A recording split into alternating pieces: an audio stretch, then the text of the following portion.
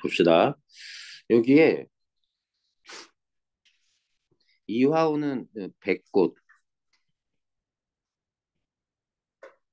사과비 할 때, 백꽃비가 흩뿌릴 때 봄의 계절감을 드러냅니다.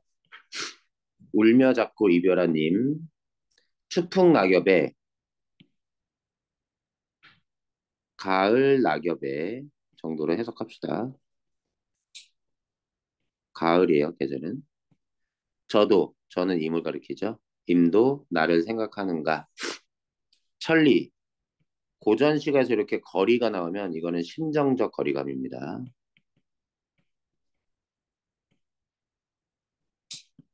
외로운 꿈만 오락가락 하는구나. 이때 외로운 꿈은 임에 대한 그리움을 얘기를 해요. 이 작품의 가장 두드러진 특징은 계절감이 드러나는 소재를 통해서 이별의 순간은 봄이었는데 순식간에 반년이 흘렀죠. 봄에서 가을로. 그래서 이 작품의 특징은 시간의 비약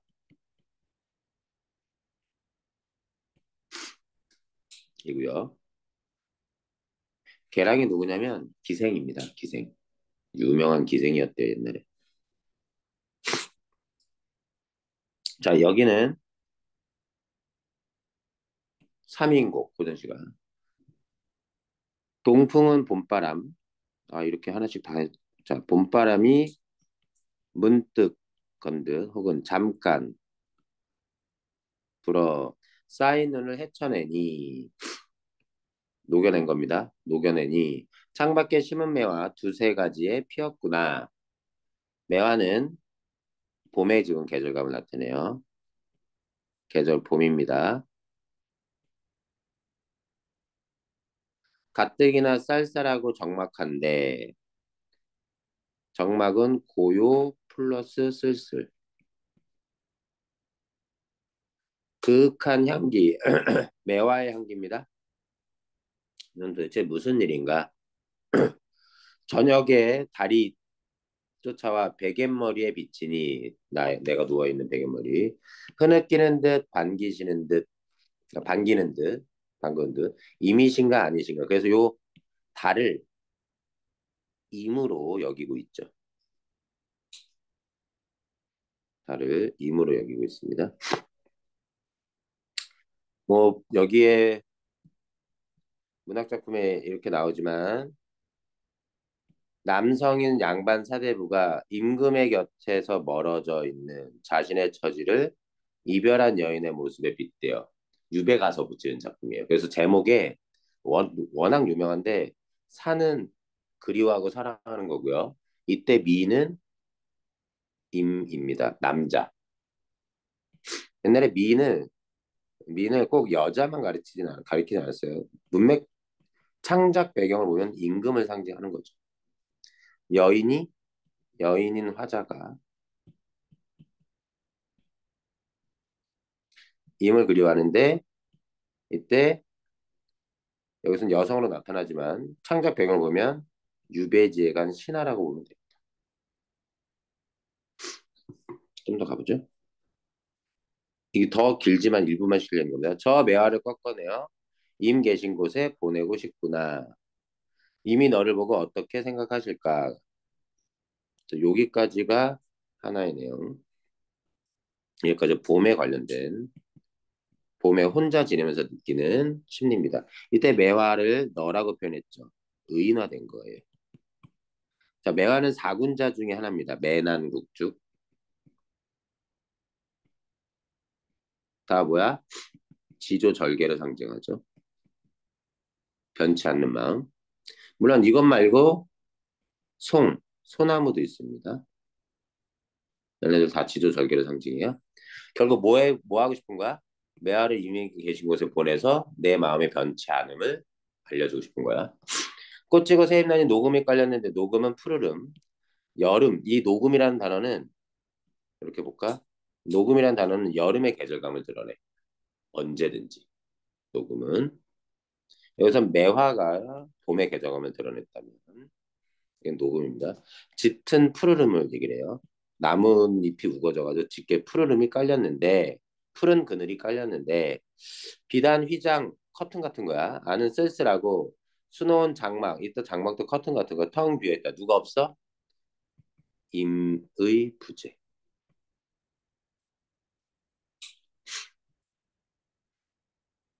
연꽃을 수놓은 휘장을 걷고 커튼입니다. 공작이 그려진 병풍을 두르니 가뜩이나 시름이 많은데 날은 어찌 그리도 긴가. 여름이니까 시간이 되게 지루하게 가는 겁니다. 이때 시는 임에 대한 근심, 그리움 이런 거겠죠. 원앙이 그려진 비단을 베어놓고 오색실을 풀어내어 좋은 비단, 좋은 실로 금으로 만든 자, 골든, 치수제는 자, 이해됐지? 금으로 만든 좋은 그런 도구로 임의 옷을 지어낸 여기서 핵심은 임의 옷입니다. 온갖 정성, 임에 대한. 그리고 옷을 지어내는 거, 옷 만드는 거 남자가요, 여자가요? 여자가 합니다. 그래서 여성임을 짐작할 수 있어요. 솜씨는 물론이고 격식도 갖추었구나. 솜씨도 좋고 자화자찬하는 겁니다. 내가 만들어서 참 잘 만들었어. 산호수 보석 같은 나무까지 네, 아주 귀한 나무로 만든 지게 위에 백옥으로 만든 상자, 백옥함에 담아두고 택배를 보내려고 이제 포장한 겁니다. 임에게 보내려고 인거신고 바라보는데 산인가 구름인가 험하기도 험하다. 산과 구름이 아주 자욱해 천리 말리 길을 심정적 거리감이에요. 누가 찾아갈까? 여기 알아두십니다. 산과 구름은 뭐예요? 나와 임금 사이를 가로막아서 옷을 보내려고 하는데 보내기 힘든 장애물. 장애물이고 창작 배경을 보면 얘는 뭐라고 볼 수 있겠습니까? 충신인 나와 임금 사이를 가로막고 있는 간신들이라고 봐도 되겠습니다. 유배지간 사람은 죄를 지었기 때문에 갔을 거 아니야. 근데 유배지간 당사자는 정작 자기가 죄 졌다고 생각하죠. 자기는 충신이라고 생각해요. 가거든 뭐가 그 옷이 도착하면 열어두고 나를 본 듯 반가워하실까 하고 의심하는 겁니다. 혹시 마음은 변하지 않으셨을까? 이렇게. 그러면 문제 틀린 거 한번 확인해 보면 그렇게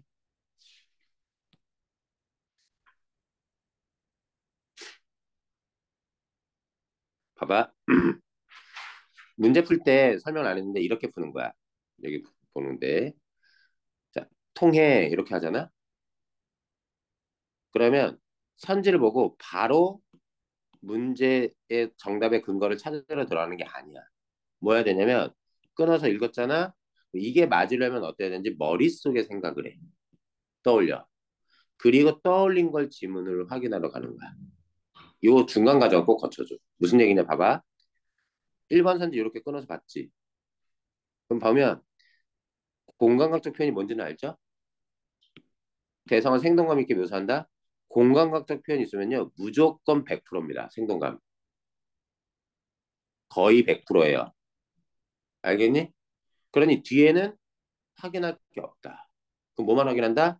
얘만 확인하면 된다. 공통점입니다. 두 번째. 감정을 이입하여 화자의 심리. 감정이입이 있으면 화자의 심리 상태 드러냅니다. 새가 어떤 새가 운다고 해봅시다.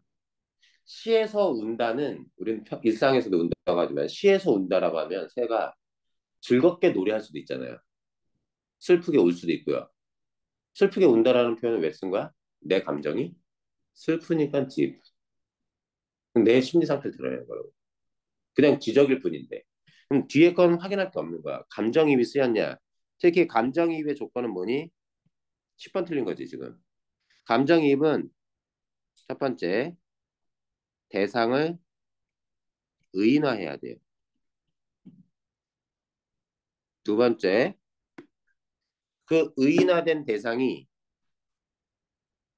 감정을 가지고 있고 나도 감정을 가지고 있는데 그 감정 정서가 동일해야 됩니다. 나는 슬픈데 새들은 즐겁게 지내. 그러면 감정이입은 아니에요. 의인화됐어도. 여기에는 공감적 표현 없고요. 나만 읽었지만 감정이입도 없습니다. 의인화된 건 있어요.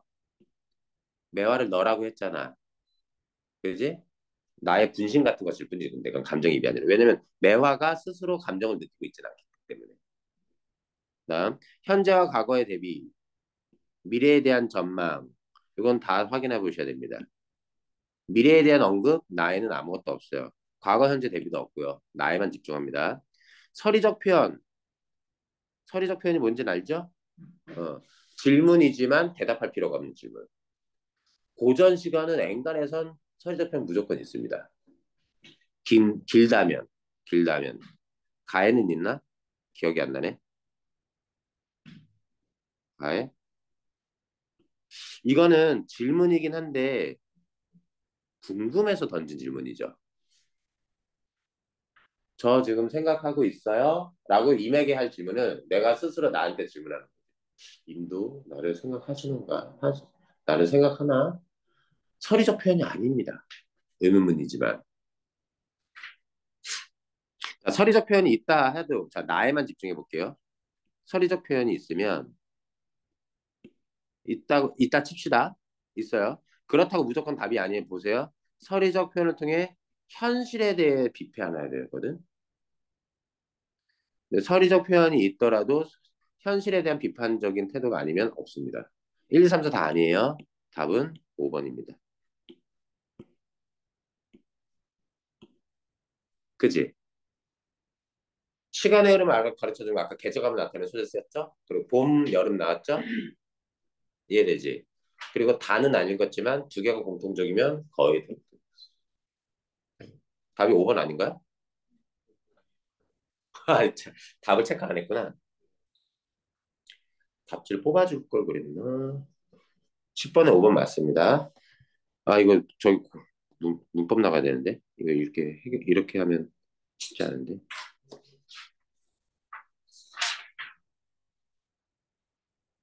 여기 10번, 12번도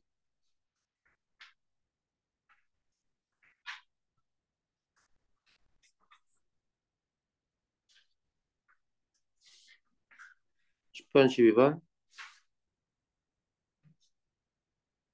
이거 해석돼?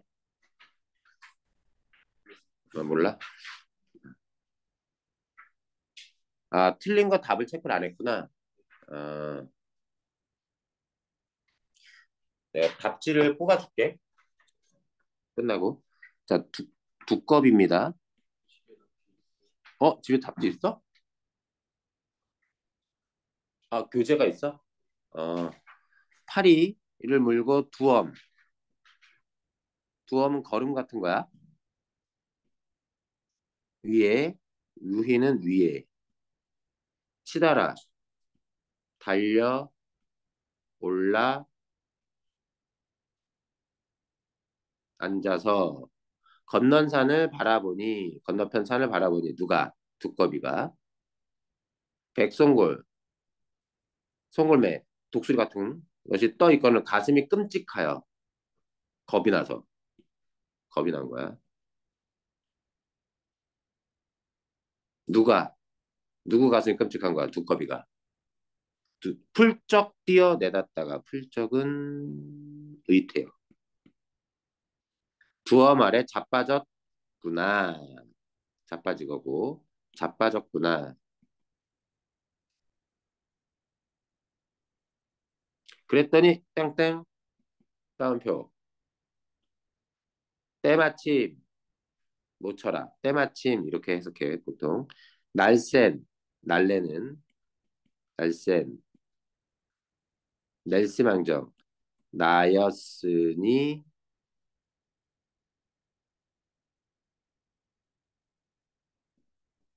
망정이지. 나였기에 망정이지. 잘못했으면 멍들 뻔했구나. 애헐질 뻔. 멍들 뻔했다라고 자기가 넘어진 바보 같은 모습을 스스로 자화자찬하는 겁니다. 그래도 날쌘으니까 나는 다행이다. 멍은 안 들었으니까. 여기서 핵심은 뭐냐면 이때 두꺼비는 누구? 탐관오리나 부패한 양반. 파리는 백성을 괴롭혀서 모은 거름은 두엄은 재물 같은 거야. 두엄은 재물 같은 거. 백성골은 누구?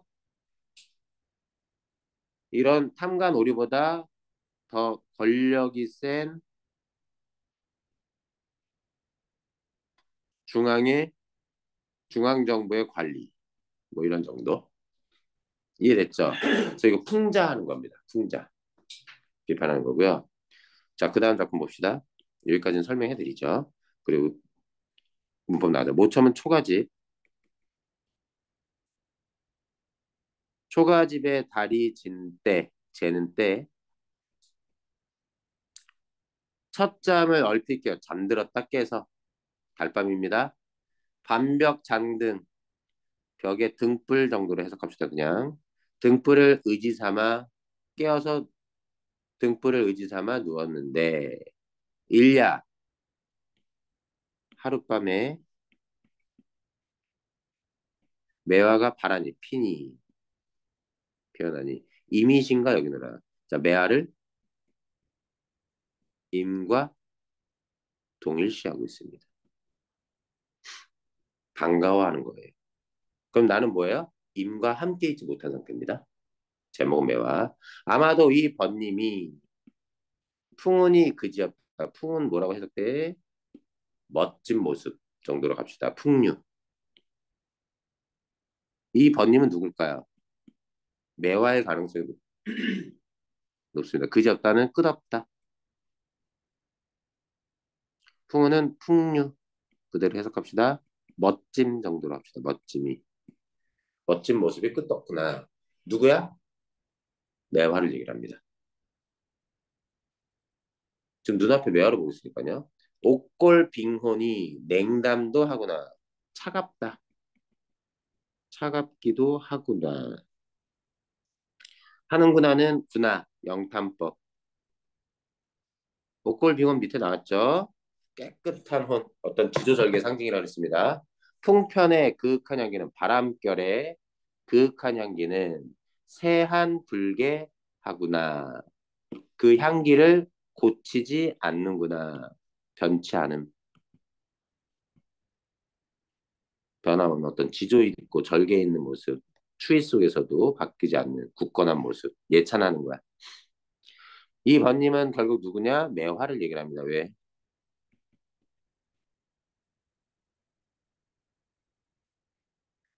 음, 매화. 의인화 됐어요. 천기도 묘할시고, 천기 뭐, 하늘에 이치 정도라고 할까요? 날씨 정도로 해석해도 나쁘진 않습니다. 아주 오묘하구나. 네가 먼저 춘휘로다. 아직 봄이 아닌데도 너가 먼저 봄의 빛깔 이루구나. 봄의 햇볕 같구나. 비유적인 표현입니다. 은유 그 중에 매화라는 꽃은 눈이 아직 채 녹기도 전이 아직 쌀쌀한 봄이 오기 아직 직전의 그런 모습이 그때 핍니다. 한 가지를 꺾어내 이 소식을 전하고자 하는데 임께서 너를 보시고 반가워하실까 하노라. 이때 너는 매화. 봄이 온 소식을 임에게 전하고 싶은 마음입니다. 임금일 가능성이 높죠. 이미 너를 보고 반기실까 아닐까. 의구심이에요. 의구심. 의심하는 거예요. 기년 화류에 몇 해 동안 화류에 취한 잠 못 깨었는가? 누구? 임은. 누가? 임이. 임께서. 냅둬라. 다 각각의 정이 있는 것이니 나와 늙고자 하노라. 이게 무슨 얘기냐면 화류는 여기선 봄의 꽃과 버드나무인데 여기에 누가 취했어? 이미 여기에 취했단 말이야. 몇 년 동안.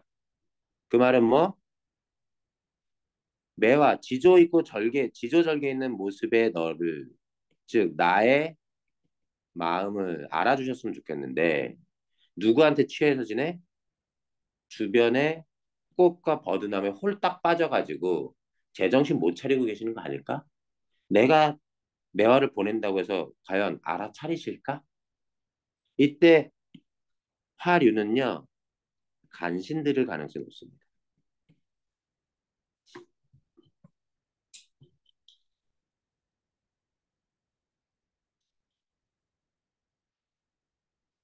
네, 이 정도로 해서 문제 틀린 거 한번 확인해 보시면 될 것 같아요.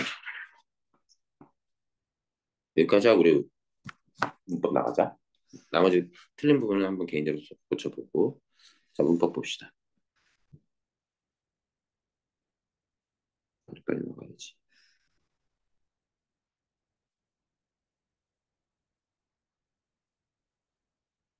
이거였나? 잠깐만 기다려봐. 이거였는지, 저거였는지.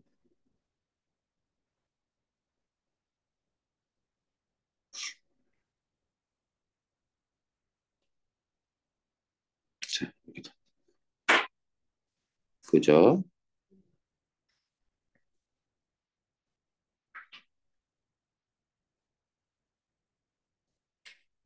우리, 음, 여기에 형태소층은 나중에 좀 한다 그랬습니다. 여기는.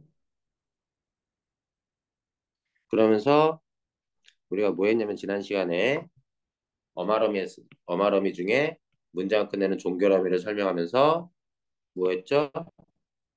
상대 높임법 설명했습니다. 상대 높임법에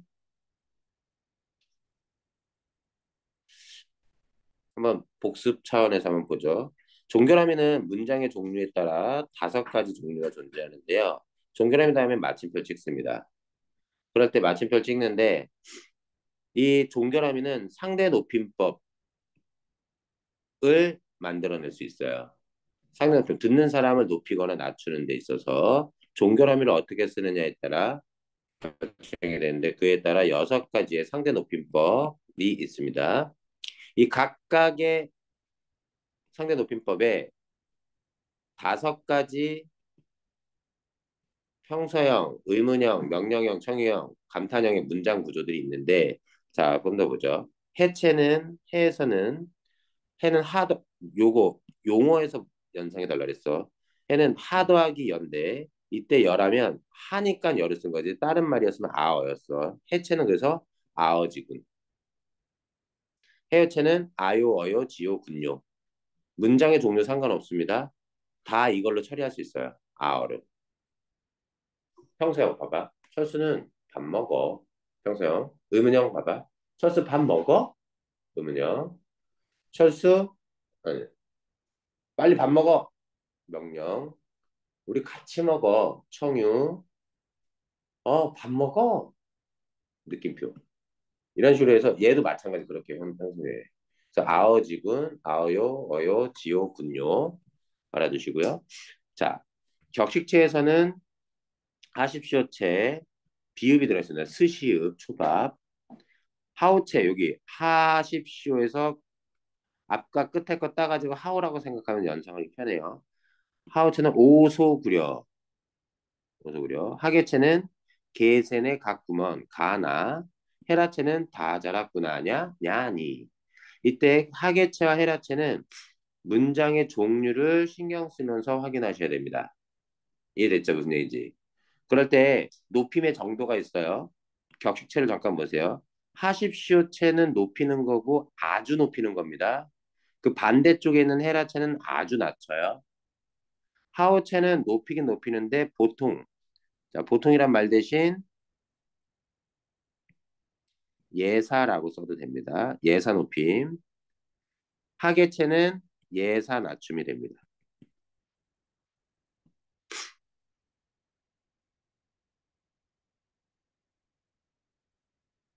예사 낮춤이 되고요. 해체와 해유체는 어때요? 해체는 낮춤인데 두루, 비격식체는 두루라는 말을 씁니다. 두루. 두루 낮춤, 두루 높임. 그래서 알아두셔야 될 게 높이는 것도 상대 높임법이고 낮추는 것도 상대 높임법이다. 자, 이 상대높임법 구별법은 이런 거예요. 가장 간단한 거 이겁니다. 여기 거는 알아둬야 되긴 하는 거지만 여기를 알아두죠. 일단 요라는 말을 붙이거나 뗄 수 있느냐로 붙이거나 뗄 수 있으면 비격식체, 그럴 수 없으면 격식체입니다. 자, 확인해 보죠. 여기 볼게요. 거기에는 내가 갈게. 여기에다가 요 붙일 수 있습니까? 내가 갈게요. 붙일 수 있지. 그러면 비격식체입니다. 그러면 해체나 해요체 둘 중에 하나인데 해요체려면 요가 붙어 있어야 돼요. 요가 안 붙어 있죠? 그래서 얘는 뭐다? 해체가 된다. 그럼 해체니까 뭐? 두루 낮추고 있다, 상대를. 이렇게 판단하는 거야. 쓸 수 있으니까 요걸로 판단하는 게 되게 편해. 나 어제 사고를 당했다. 요 붙여요? 당했다요. 이상하잖아. 못 붙입니다. 그럼 비격식체예요. 네. 여기에 스시 없죠? 그다음에 오소구려도 아니죠. 개선의 각 구먼도 상관이 없습니다. 종결음이 다예요. 다 자랐구나 다. 그래서 얘는 뭐 해라체가 됩니다. 아주 낮춤이 되죠. 이렇게 판단할 수 있느냐. 상대 높임이 나오면 애들이 되게 어려워하는데 뭐 이런 거고 하나만 여기만 얘기할게. 하계체와 하우체는 우리가 사용하지 않습니다. 왜냐면요 상대를 부를 때 그대, 자네, 여보게 혹은 김군 등으로 약간 나이가 드신 분이 사용할 법한 상대방이 사용할 법한 좀 점잖게 사용할 법한 그런 말투를 사용하는 맥락에서 쓰게 됩니다. 여보게 빨리 가라. 이상하지? 여보게 어서 가게. 여보게 이보시오 어서 가시오. 그래서 하계체나 하우체는 맥락이 이런 말투를 애들은 쓰지 않을 만한 이런 말투를 쓸 때 보통 쓰게 돼서 실제로 우리가 기억해야 될 건 뭐다? 해요, 해, 하십시오, 해라. 여기를 잘 구분하시면 됩니다. 그래서 종결함이 요 정도로 하고요. 여기는 설명 안 할게요. 중요한 설명이지만 높임법 가서 설명하게 될 겁니다. 알겠지? 여기는 뺄게. 그 다음 연결함이 가보죠. 자, 또 얘기하지만 어미는 뭐라고요? 어미하면 어감. 자, 연결은 종결함이기 때문에 연결함이 다음엔 어말어미 중에 연결어미는 쉼표를 쓸 수 있습니다. 쉼표가 없다면 내가 직접 찍을 수 있어요. 자, 연결어미에는 세 가지 종류가 있는데 세 가지 종류가 있는데 일단 문장과 문장을 연결해 준다라는 기본적인 것으로는 이 두 가지 종류가 있습니다. 문장과 문장을 끝내지 않고 연결해 주는데 문장의 연결 순서를 앞뒤 바꿨을 때 의미가 유지되느냐를 판단 기준으로 보면 다 뒤바꿔도 의미가 유지된다 싶으면 대등적 연결함이, 의미 유지가 되지 않으면 종속적 연결함이가 됩니다.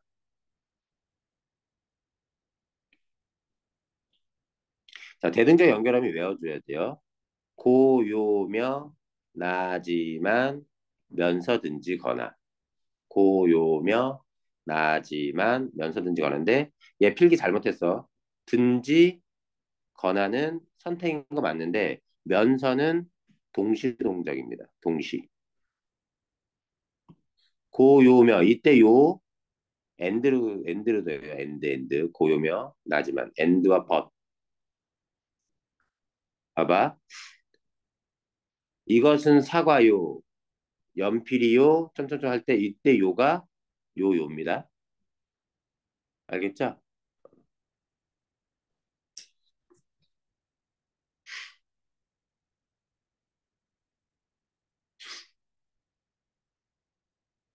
자, 그 외 나머지 쉼표 찍을 수 있는 고요며 나지면서 얘를 외워야 돼요. 대중적 연결하면 고요며 나지만 면서든지 권하가 있습니다. 그 외에 쉼표 찍을 수 있는 나머지 어미들은 다 종속적 연결어미예요. 종속적 연결함이라는 건 앞뒤 문장의 순서를 바꾸면 의미가 달라진다는 얘기입니다. 확인해 보죠. 비가 오면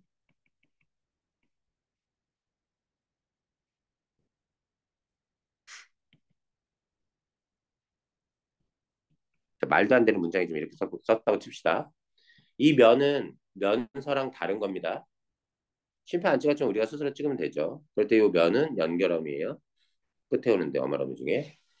그때 다는 어말어미고요. 근데 이 앞뒤 순서를 바꾸면 학교에 가면 비가 온다. 아, 문장이 되잖아. 조건을 나타내는 건데 그렇기 때문에 얘는 뒤바꾸면 의미가 달라지기 때문에 종속적 연결어미고요. 그래서 연결어미는 생각보다 쉽습니다. 요것만 외우면 돼요. 보조적 연결어미가 좀 어렵죠.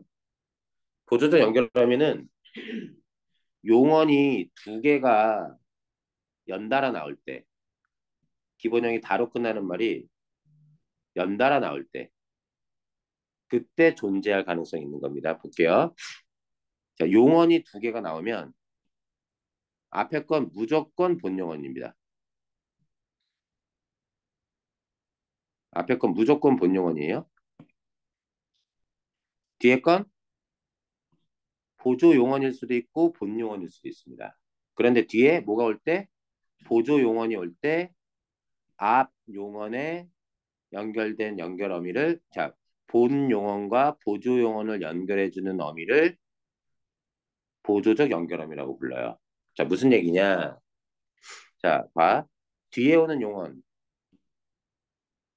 자, 용언과 자, 볼게. 자, 용언과 용언이 두 개가 다 올 수 있는데 앞에 건 무조건 본 용언입니다. 근데 뒤에 건 본 용언일 수도 있고 또는 보조 용언일 수도 있어요. 이 뒤에 걸 판단하는 겁니다. 이럴 때 판단했을 때 판단했을 때 보조 용언이면 해볼게. 그 이 앞에 붙는 어미 연결 어미가 뭐냐면 아, 어, 개, 지, 고가 있습니다. 아개지고.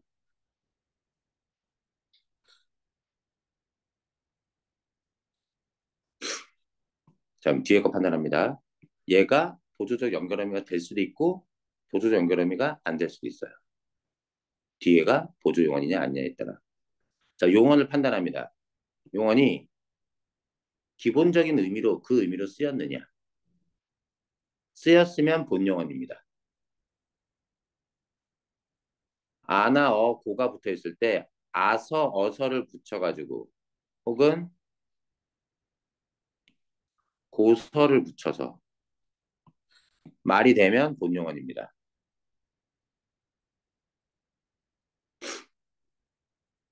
이 둘 사이에 부사어 같은 걸 집어넣을 수 있으면 그때도 본용언이에요. 그리고 뒤에 겁니다. 뒤에 거 계속. 뒤에 거를 생략시켜 볼 수 있으면 보조. 별로 중요하지 않은 거야. 생략할 수 없으면 본용언. 이런 건데 이거의 의미로 찾는 게 생각보다 편해요. 볼게요. 그렇지 않으면 다 보조용언입니다. 보조용언이 판단되면 악의 지고는 보조적 연결함인 거고요. 본용언이면 보조적 연결함이가 아니니까 둘 중에 하나인 거죠. 연결함이니까. 어쨌든 봅시다. 일단 저녁부터 먹고 보자. 할 때 볼게요. C의 의미입니까? try의 의미죠. try. 어떻게 보면 시도하는 거. 자, 보자. 기본적 의미가 아니에요. 자, 먹고 천천히. 이런 거 집어넣을 수 있나요? 이상하죠. 일단 저녁부터 먹고 천천히 보자. 뭐 말이 안 맞잖아요. 뭘 보는데. 이상하잖아. 그지? 넣을 수 없고요. 부사어. 그 다음에 먹고서 보자. 이상하죠? 밑에 거 보세요. 영화는 일단 저녁부터 먹고 보자는. 영화를 보자는 거잖아요. 기본 의미로 쓰였죠? 영화는 일단 저녁부터 먹고 천천히 보자. 말 되죠? 일단 영화는 일단 저녁부터 먹고서 보자.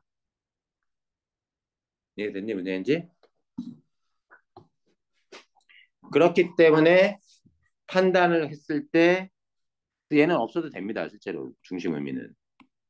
일단 저녁부터 먹자. 말 되지. 얘 없으면 이상하죠. 영화는 일단 저녁부터 먹자. 이상하죠. 생각 못하죠. 그러니까 얘는 본용언입니다. 본용언이니까 이때 고는 보조적 연결어미가 아니다. 이해됐지, 무슨 얘기인지? 예? 이때는 보조 용어니까 얘가 보조적 연결어입니다. 이 얘기입니다. 아, 이거는 이제 동사 형용사 구분하는 것에 대한 얘기인데 다른 거 말고. 자, 요런 사례를 한번 들어볼게. 동사 형용사 구분은 내가 좀 이따가 정리해서 다 얘기해 줄게. 좀 이따 얘기해 줄게. 자, 예문 하나만 볼게. 그가 종이를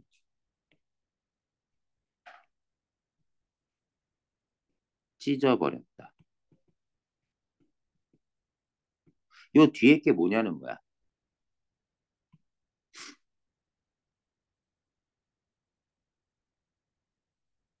뭐라고 할까? 찢어서 버렸다. 첫 번째 해석은 이렇게 가능하지. 종이를 찢어서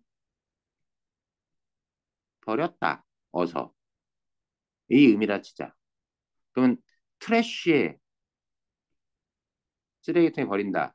트래쉬에 뜻. 찢어서 그 종이를 버렸다. 이런 뜻이면 이때는 본용언이 됩니다. 그죠? 이런 의미로 해석되면. 두 번째는 완료. 다 먹어버렸다 할 때 버렸다. 의 뜻으로 쓰이면 이때는 보조용언이 됩니다. 이 문장은 중의성을 갖습니다. 단일한 의미로 해석되지 않죠.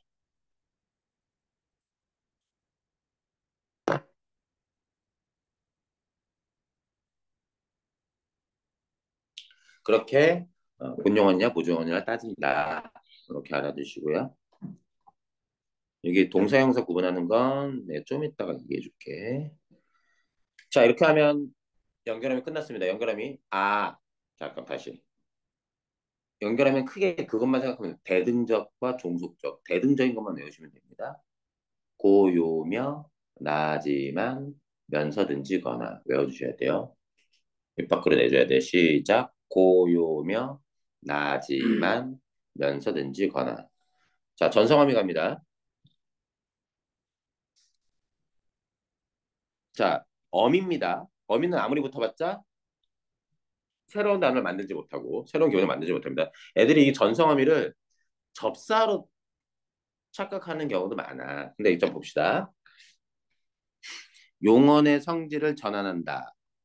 자, 세 가지가 있어요. 명사형 전성어미, 관형사형 전성어미,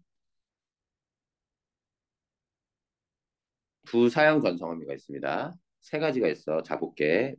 이름에서 떠올릴게. 자, 명사형 봐봐.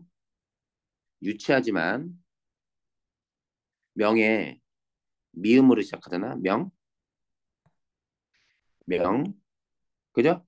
명, 음, 기가 있습니다. 명사형 전성어미, 음기가 있어요. 명사처럼 쓸 수 있게 합니다. 명사형 전성어미는 명사형 전성어미는 뒤에 뭘 붙일 수 있냐면 신기하게도 조사를 붙일 수 있습니다.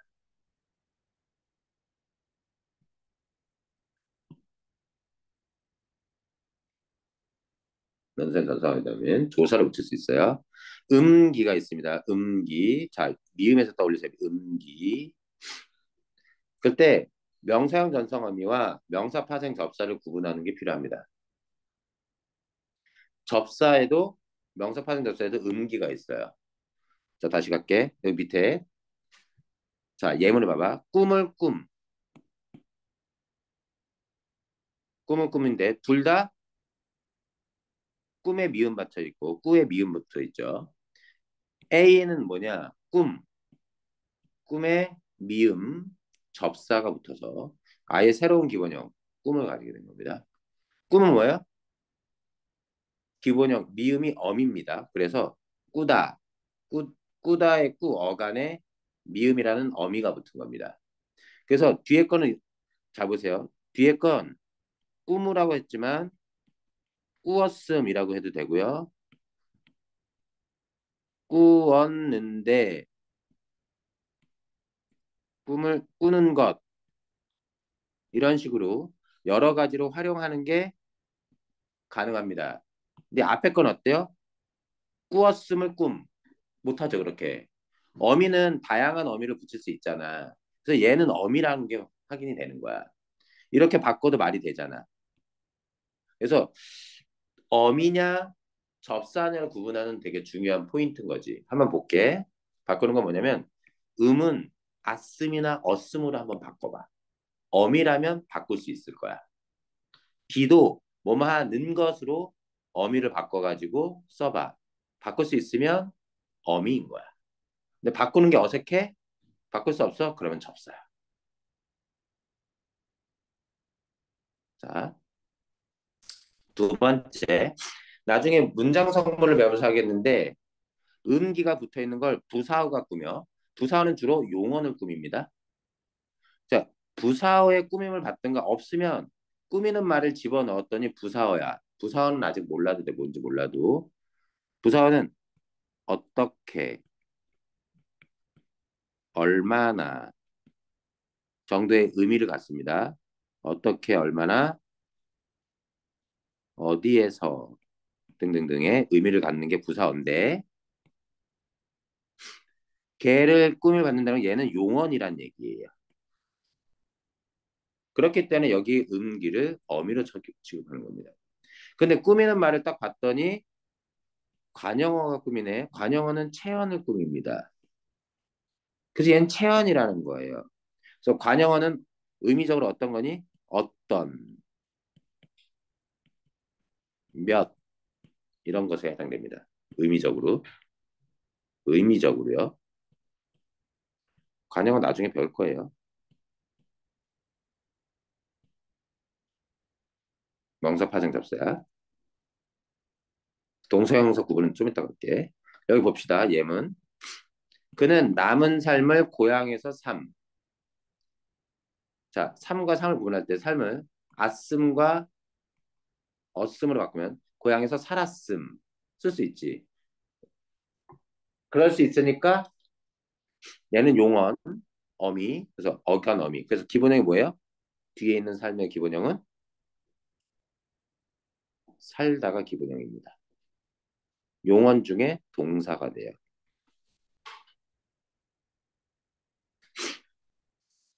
자, 얘는 그리고 한 번 더 보면 고향에서라는 건 부사어거든. 부사의 꾸밈을 받고 있다는 것도 다시 한번 재차 확인할 수 있습니다. 그는 남은 삶을 고향에서 살을 때 그는 남은 살았음을 이상하죠. 그는 남은 살았음 뭔가 이상합니다. 바꿀 수 없어요.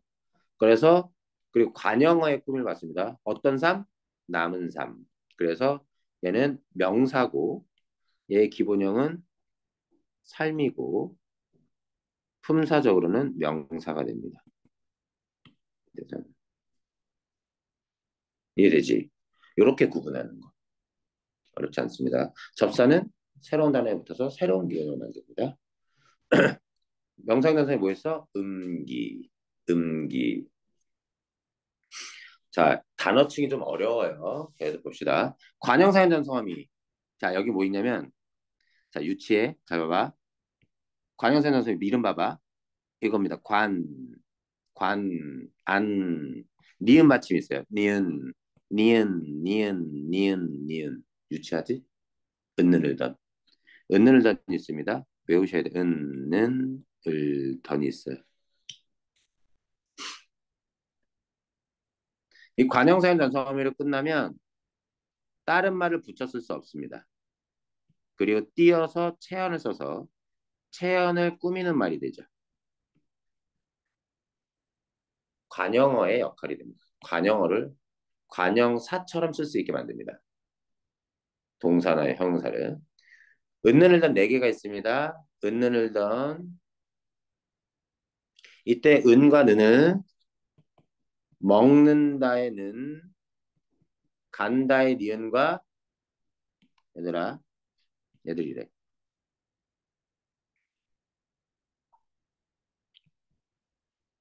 먹는다와 간다를 봤을 때 먹는다의 는, 간다의 니은이 아닙니다. 얘는 뭐예요? 앗, 어떠, 은는, 겠니, 시옵서, 은는입니다. 얘는 선어말음이에요. 여기는 뭐예요? 용언을 마무리하면서 끝에 붙는 어말음입니다. 얘네는 뭐예요? 이런 거예요. 먹은, 먹는, 먹을, 먹던처럼 끝에 붙는 어말음입니다. 얘네들은 은는을던 처럼 꾸미갑니다. 이 은는을던은 사용법이 조금씩 달라요. 동사라면 모두 다 쓸 수 있습니다. 형용사에는 얘는 쓰지만 얘는 못 써요. 자, 예쁘다 볼게요. 예쁘는이란 못 쓰지. 예쁘는 소녀는 못 써. 자, 동사의 경우 다 쓸 수 있는데 은는을던의 경우 시제도 나타냅니다. 어제 먹은 빵, 지금 먹는 빵, 내일 먹을 빵, 예전에는 먹던 빵. 경험이라고 했지만 과거이기도 합니다. 더랑 달라요. 더는 선어말음이에요. at, 어터. 얘는 관형사형 전성어입니다. 형용사는 예쁜 소녀 할 때 쁜, 니은이 붙이면 현재입니다. 느는 못 붙이고요. 그리고 미래에 붙이고 던도 경험, 과거입니다. 과거.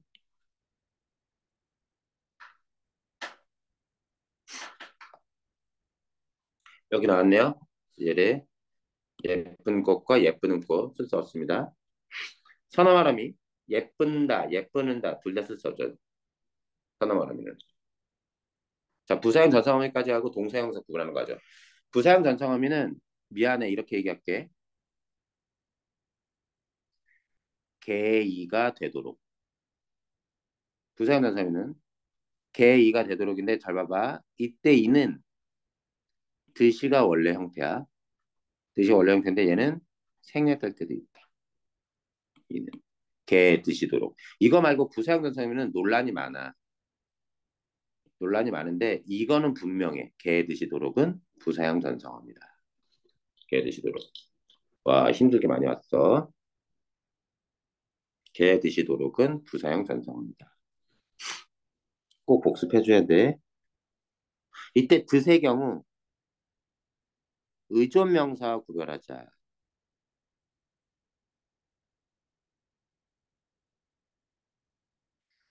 앞에 은는을 단으로 끝나잖아. 은는을 단으로 끝나면 듯은 띄었습니다. 듯은 띄었어요. 그러면 이때 듯은 의존명사가 됩니다.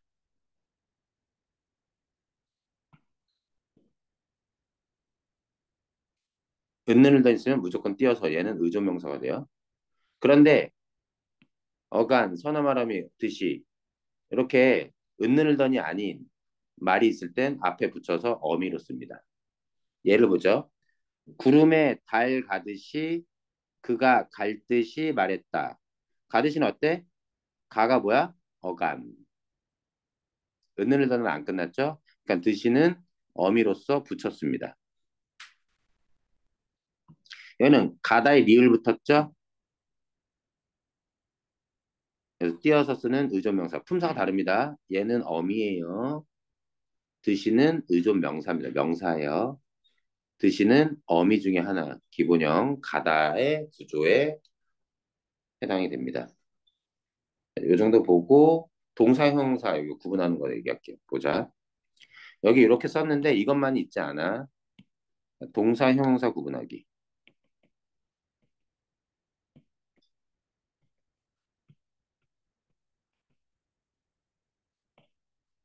동사, 형용사 구분하는 거 봅시다. 자,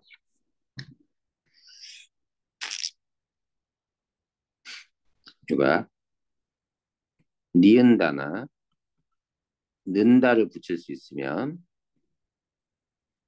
동사입니다. 니은다나 는다를 붙일 수 없으면 형용사예요. 또 있습니다. 현재 시제 선언말 없는 거죠. 뭐뭐하는 띄고 체연의 구조를 쓸 수 있으면 동사입니다. 쓸 수 없으면 형용사예요. 동사나 형용사는 다시 얘기하지만 용언으로서 어간 어미의 구조를 갖습니다. 기본형이 다로 끝나요. 기본형이 다로 끝나는 말은 동사 아니면 형용사 둘 중에 하나입니다. 무조건. 자, 이 두 가지로만 해결하는 게 아니라 이것도 볼 수 있습니다. 뭐뭐 하고 있다. 뭐뭐 하는 중이다. 라는 진행형으로 쓸 수 있으면 동사. 그렇지 않으면 형용사입니다. 그 다음 또 있어요. 뭐뭐 하러 가다. 나 뭐뭐 하려 하다 등으로 바꿔 쓸 수 있으면 동사입니다.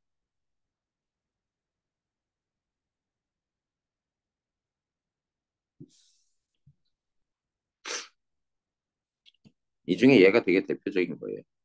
이걸로 구분할 수. 필요하면 이걸로도 구분 잘 안 되면 고 있다와 뭐뭐 하러 가다 뭐 이런 걸로도 확인하는 건데 하나 더. 그렇게 해서 동사 형사가 구분이 되잖아. 그러면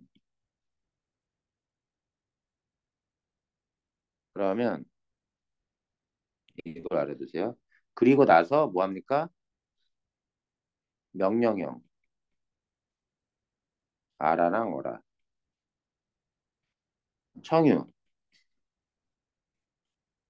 뭐뭐 하자. 이 경우 형용사는 쓸 수 없습니다. 형용사이기 때문에 쓸 수 없어요. 동사이기 때문에 얘는 쓸 수 있습니다.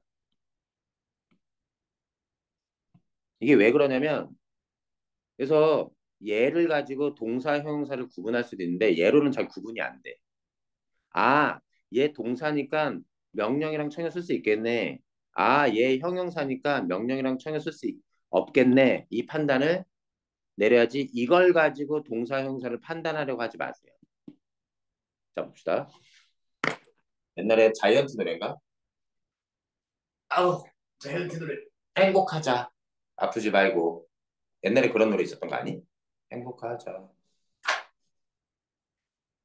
행복하자는 문법이 맞는 걸까? 틀린 걸까? 일단 창의형이 쓰인 건 맞습니다. 행복하자. 행복해라. 우리 쓰죠? 자, 행복해라. 품사 따질 땐 기본형으로 따집니다. 행복해라의 기본형은 뭐지? 행복하다입니다. 행복하다에 얘를 먼저 붙여보는 거야. 행복하는 친구. 행복한 친구는 되지만 행복하는 사람. 이상하지? 는을 쓸 수가 없습니다. 행복한다도 안 해요. 그렇게 쓰지 않아요. 행복하고 있다. 행복하는 중이다. 말이 돼, 안 돼? 다 안 되지. 행복하다는 기본형 뭐? 행복하다는 품사 뭐야? 동사 형사 중에? 형용사. 그래서 명령 쓰면 된다, 안 된다? 명령 쓰면 된다, 안 된다? 안 된다. 청형 쓰면 된다, 안 된다? 안 된다. 그래서 행복하자는 안 돼. 건강하세요. 어른한테 명령이었을 때 건강해라라고 못하니까 높여서 건강하세요라고 합니다. 건강하세요도 명령이에요. 기본형 뭐죠? 건강하다? 아, 건강하다야. 그러면 동사니 형용사니? 따져봤더니 형용사죠?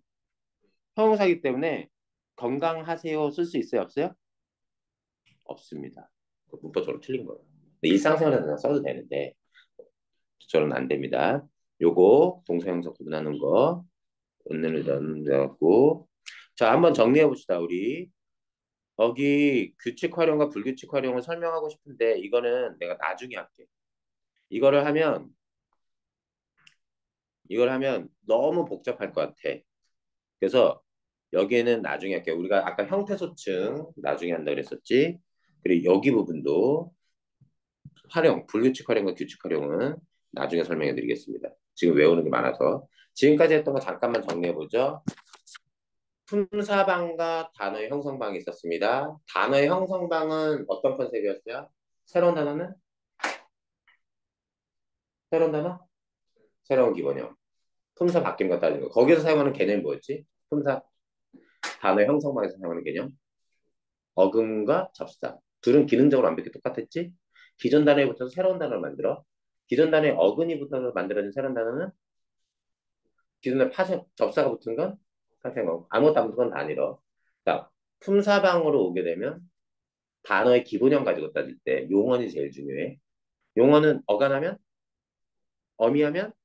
오케이. 기본형은? 용언은 어간다. 뒤에 어미가 아무리 붙어봤자 새로운 단어 만든다 못 만든다? 못 만든다. 자, 어미에는 두 가지 종류가 있어.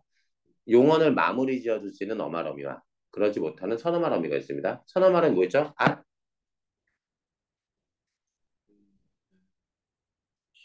겠니, 시옵서. 앗, 어떠, 은는, 겠니, 시옵서. 바로 나와야 돼. 바로 나와야 실제 시험에서 효과가 발휘가 돼. 왜? 시간이 단축될 수 있어. 이게 됐지? 앗, 어떠, 은는, 겠니, 시옵서. 그 외에 나머지 뒤에 붙은 어미는 다 통째로 어말 어미다. 어말 어미에 세 가지 종류 있습니다. 문장을 끝내주는 뭐? 오케이. 문장을 연결해주는 연결어미. 보조 용어과 연결해주는 보조적 연결어미가 있습니다. 잘 안 떠오를 거야.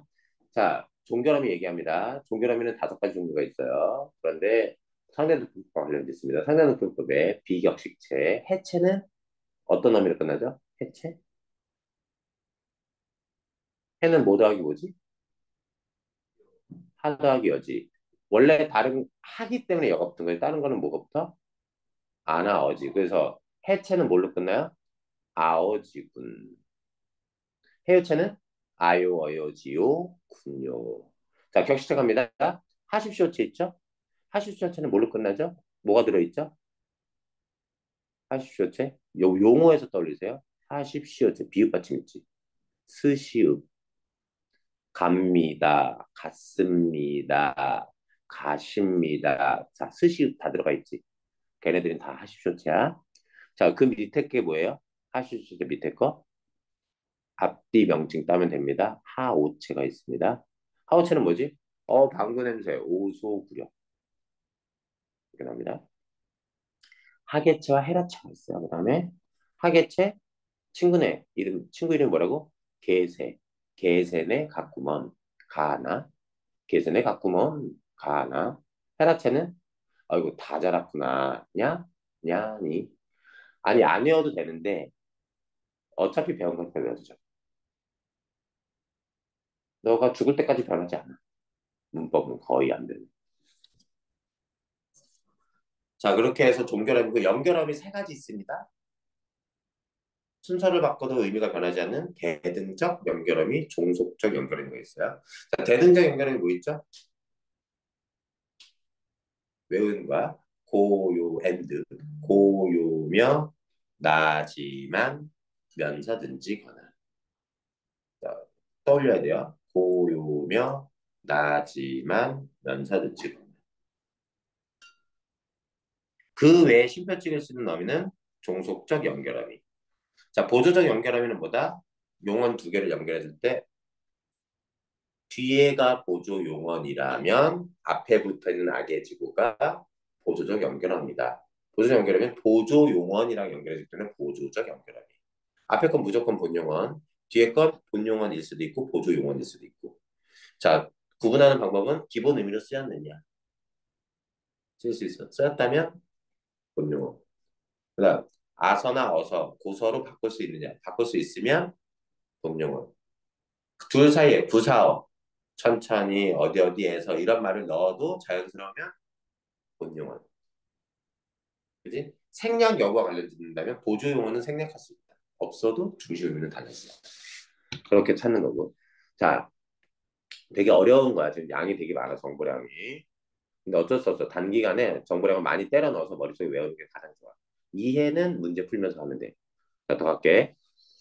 전성함이 하나 남았어. 전성함이 세 개 있었어. 명사형 전성함이, 관형사형 전성함이, 부사형 전성함이. 자, 명사형 전성함이 뭐 있어? 두 개밖에 없다. 명칭에서 기억해. 명, 미음, 명, 뭐 있어요? 음기. 오케이. 관형사형 전성함이 니은 받침. 관, 은는 을던. 부사형 전성함이는 개의가 되도록. 개, 듯이, 도록. 근데 미안해. 성차별적인 얘기지만 놀리기 위해서가 아니라 외워주고 머리에 좀 박으려고. 그랬을 때 음기는 붙었을 때 뭘 구분해야 된다. 어미냐 접사냐 할 수가 있기 때문에 이건 내가 얘기해볼게. 말로 해볼게. 그는 계획을 세웠는데 운동 계획을 세웠는데 100m 달리기를 매일 달리기. 앞에 100m 달리기의 달리기와 뒤에 매일 달리기에서의 뒤에 달리기는 앞에 거의 기는 뭐지? 매일 달리기의 기는 뭘까요? 어밀까요? 접사일까요? 구분하라는 거죠. 예문을 떠올리면 100m 달리기의 그 기는 접사. 이해됐지? 운동 종목의 명사로 쓰인 거야. 매일 달리기, 매일 달렸음, 매일 이렇게 부사, 매일이 꾸며주고 있거든. 부사어, 부사어야 부사어. 매일은 부사갑니다. 부사어. 그러면 뒤에 거의 기는 어미가 되는 거지. 그렇게 구분하는 거고. 관형사자는 은는을 있는데 동사에는 다 쓸 수 있고 형사는 는을 못 쓴다. 그지? 그리고 시제도 나타낸다. 그다음 개 드시도록 보고 얘기했었습니다. 자, 그게 우리가 공부했던 거고요. 활용 부분은 나중에 할게요. 활용 이것까지 설명하면 너무 많을 것 같고 조사로 가봅시다. 조사. 이제 용언 활용 부분만 빼놓고는 용어는 다 했어. 우리 어미 어마어마하게 배운 거야. 자, 조사 가봅시다. 조사는 사전 찾아 문법 책을 보면 이렇게 정의하고 있어. 앞 단어에 붙어서 조사는 앞말에 붙였었죠. 붙어서 문법적 관계를 나타내거나 또는 특별한 의미를 보충하는 말이라고 얘기하고 있습니다. 우리는 떼어낼 수 있는 것이라고 얘기했죠. 자, 봅시다. 자, 격조사가 있고요. 화면 봐봐. 조사는 세 가지 종류가 있어. 격조사, 보조사, 그리고 접속조사 어디 있어? 접속조사가 있는데 접속조사는 나중에 얘기할게. 1, 2번. 격조사와 보조사를 구분해보자. 용어에서 기억해. 이때 격은 자격을 얘기해. 자격이 뭐냐면 문장 성분의 자격을 부여하는 것이 격조사입니다. 명칭에서 격. 그래서 주어 문장 성분이 뭐냐면 아직 안 배운 부분이지만 문장 성분은 삐리리 어로 끝나는 말들입니다. 주어, 목적어, 보어, 서술어 이런 말들이요. 그럴 때 볼게. 주어의 자격을 부여하는 조사는 주격 조사라고 부릅니다. 목적어의 자격 부여하는 건 목적격 조사. 말을 떠올려 봅시다. 보어의 자격을 부여하는 건 복격 조사. 서술어의 자격을 부여하는 건 서술격 조사 뭐 있지 외웠잖아. 이다. 그래서 이걸 우리가 이다 외웠고. 그다음 관형어의 자격을 부여하는 건 관형격 조사. 부사어의 자격을 구하는 건 부사격 조사. 나중에 이 격조사는 문장 성문 가서 한 번 더 할 거예요. 마지막 독립어의 자격을 부여하는 걸 우리는 독립격이라고 하면 좋겠는데 혹격 조사라고 얘기합니다. 격조사 설명할 건데 그런 식으로 격을 부여하는 건데 자 보조사는 뭐냐면 보조사의 부는 자 다시 볼게. 격조사의 격은 자격을 얘기를 해. 보조사의 보는 보충을 얘기해. 보충. 특별한 의미를 보충하는 거야. 자, 그러면 우리가 격조사와 보조사의 여기 조사 정의를 봐봐. 잠깐만. 특별한 의미를 보충하는 거 보조사 얘기하는 거야. 얘는 보조사야. 그러면 문법적 관계를 나타내는 건 뭐?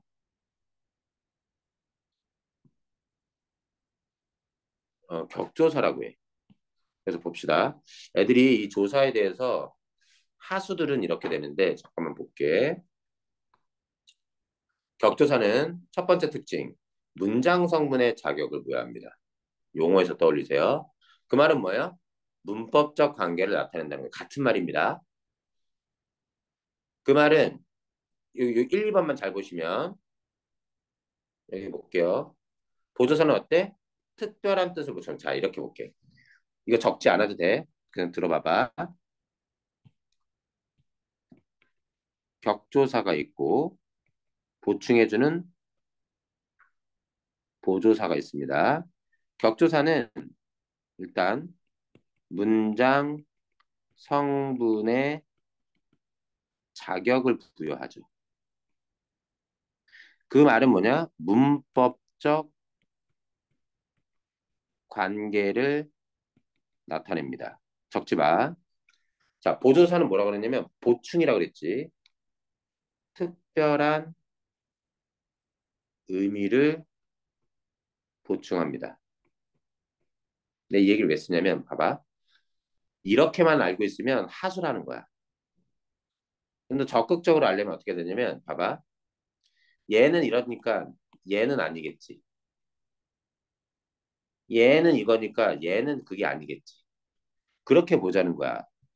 보조사는 아무리 붙어봤자 자격을 부여하지 못합니다. 문법적 관계를 나타내지도 못해요. 격조사는 특별한 의미를 보충하는 것과 상관이 없습니다. 여기면 중수, 이제 고수는 어떠냐면 그러면 주어의 자격을 부여하는 주격조사는 어디에만 써야 되겠어? 주어로 만들 것에만 써야 되겠지. 목적어에 쓰면 되니 안 되니? 안 되는 거야. 그럼 목적격 조사가 되겠지. 목적격 조사를 써야 되겠지. 그래서 격조사는요. 쓸 자리가 정해져 있습니다. 보조사는요. 특별한 의미만 보충하고 싶으면 자리 정해져 있지 않고요. 원칙적으로는 어디든 쓸 수 있습니다. 이게 극적으로 다른 거죠. 봐봐. 예문이 나오나? 자,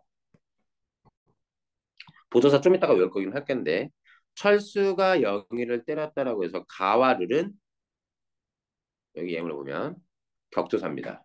주격조사, 목적격조사예요.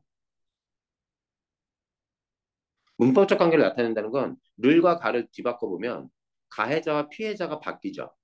그 관계를 그렇게 바꾸기 때문에 격조사는 관계를 나타낸다는 거고 그런데 이게 때렸다에 대해서 조차를 여기다 붙여볼까? 철수조차 영희를 때렸다. 조차를 이걸 붙였다 해서 얘가 주어가 된 게 아니에요. 뭐야, 영희는 집단구타 당한 거지. 조차가 붙는 순간. 한번 더 가볼게. 를 대신에 조차를 쓸 수도 있습니다. 철수가 영희조차 때렸다. 얘는 여기저기 뭐 두 명 이상을 때린 거야, 얘는. 연쇄 폭행범이죠. 여기에 조차를 붙일 수도 있어요. 철수가 영희를 때리기조차 했다. 다른 행위도 했는데 때리는 행위까지 한 거야. 그걸 봐봐. 조차라고 하는 게 보조사인데 조차를 주어에만 붙이는 게 아니라 붙이고 싶은데 원칙적으로는 붙이고 싶은데 의미를 뭔가 보충하고 싶을 때 어디든 붙이는 겁니다.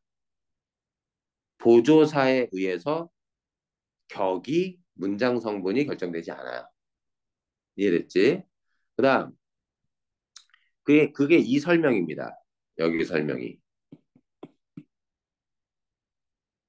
문법 적용 부여한다, 관계를 나타낸다, 특별한 보충하지 않는다, 사용할 자리가 정해져 있다. 생략이 가능하다. 생략이 될 수 있다면. 왜? 특별한 의미가 없기 때문에. 그러니까 생략한 거나 너 뭐 먹어? 빵을 먹어. 랑 빵 먹어랑 의미 차이가 없다는 거야. 너 뭐 빵도 먹어는 도를 생략하잖아. 빵 먹어라고 빵도 먹어야 돼서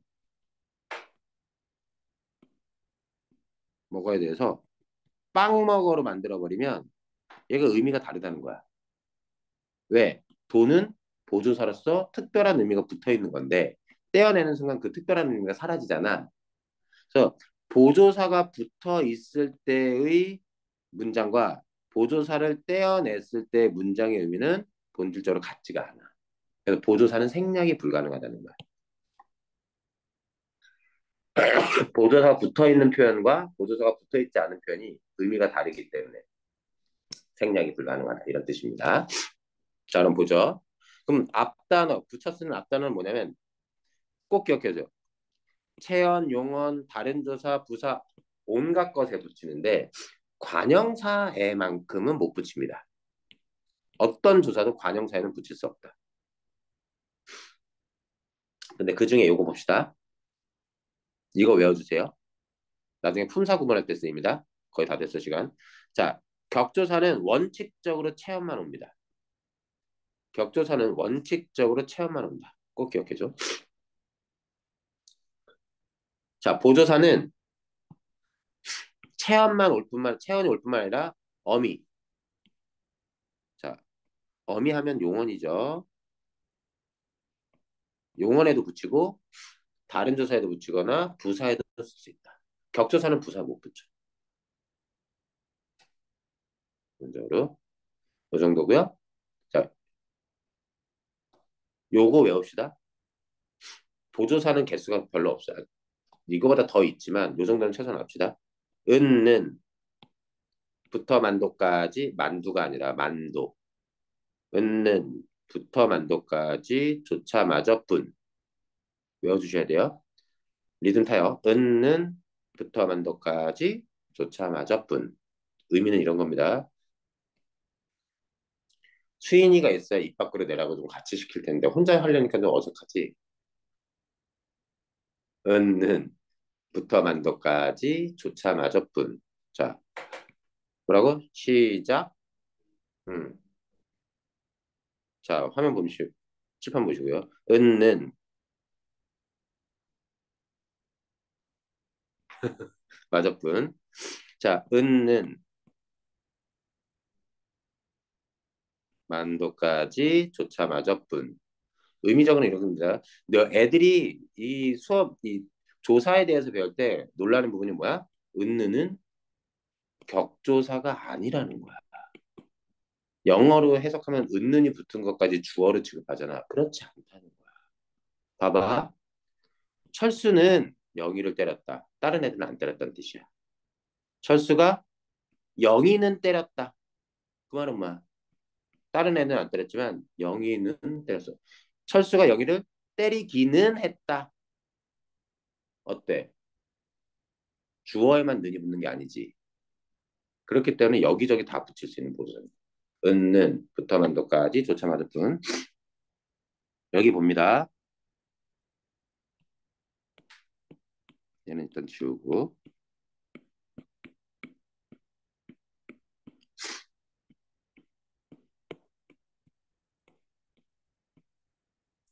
자, 격조사 볼게요. 자, 보조사 은는 부터 만도까지 조차마들 뿐. 그거 말고도 더 있어요, 원래. 은는 부터 만도까지 조차마들 뿐.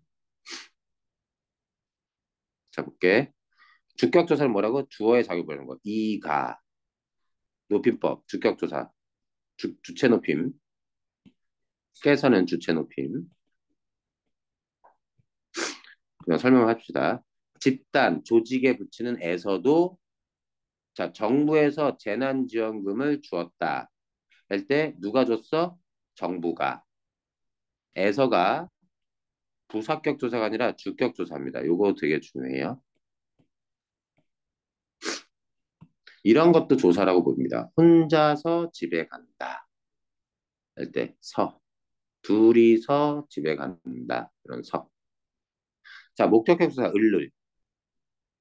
목적어가 아닌 것에 붙는 을을은 보조사로 취급됩니다. 복격조사 이가 얘랑 구분해서요. 복격조사는 보어의 자격을 부여하는 건데 보어가 될 수 있는 건 항상 여기 경우밖에 없어요. 되다와 아니다 라는 서술어가 있을 때 그 앞에 붙는 무엇, 이, 가에 해당하는 게 보어입니다. 이 경우밖에 없어요. 자, 그가 대학생이 되었다. 이 가가 있다고 해서 주어가 아니라 되다 앞에 있으니까 얘가 보어랍니다. 이때 복격조사는 이가, 주격조사랑 형태가 똑같아서 뭘 가지고 판단해라? 뒤에 오는 서술어 되다와 아니다 가지고 서술해 판단해라. 서술격조사 서술어의 자격을 부여하는 이다가 있습니다. 이다의 이가 어간, 다가 어미 기본형 이거니까 서술의 자격을 부여합니다. 관행격조사 의 하나밖에 없어요. 부사격조사 많습니다. 엄청 많아요. 굳이 얘기하자면 에, 에서, 에게, 보다, 처럼, 같이, 와, 과 등등등. 생각보다 많아. 자, 거의 다 끝났어. 그럼 봐봐. 부사격 조사는 근데 똑같은 부사격 조사래도 문장의 의미 속에 다른 의미를 갖게 돼. 그가 학교에 간다. 장소를 나타내요. 처소라는 건 장소란 뜻입니다. 그 아버지의 그 아들이다. 똑같다는 얘기입니다. 이때 애는 비교를 나타내요. 문이 바람에 열렸다. 바람 때문에 열린 거죠. 그래서 여기서는 원인을 나타냅니다. 이런 식으로 이런 것들을 묻는 문제가 나올 수 있다. 부사격 조사. 그 다음 호격 조사. 대상을 부를 때 아야 여 이어. 잡아봐. 호격 아야 여 이어가 있는데 철수야 이거는 명사 호격 조사 이렇게 구분된다는 거예요. 야 너 어디가? 할때 야는 감탄사. 그건 조사가 아니에요. 이렇게 붙어 있을 때 떼어낼 수 있으니까 조사입니다.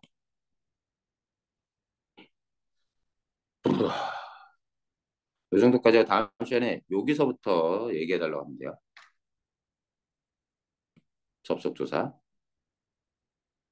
여기까지 하면 관형사 좀 공부하면 이제 우리 품사를 찾을 수 있습니다. 명사, 대명사는 안 배울 거예요. 굳이 안 배워도 돼요. 그거는 이제 문제 풀면서 우리가 확인해 보면 됩니다.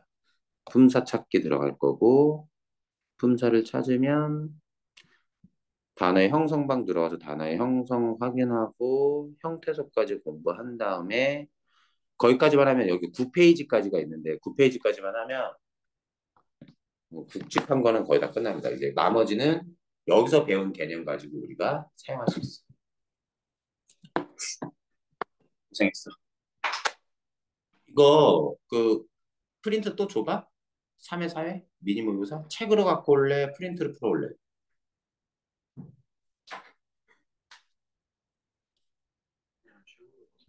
책으로? 3회 4회 풀어와. 그... 그래 진도가 여기까지 나가면 품사 찾기까지 나가면 이제 문법 교재 있지. 문법 교재도 숙제 나갈 거야.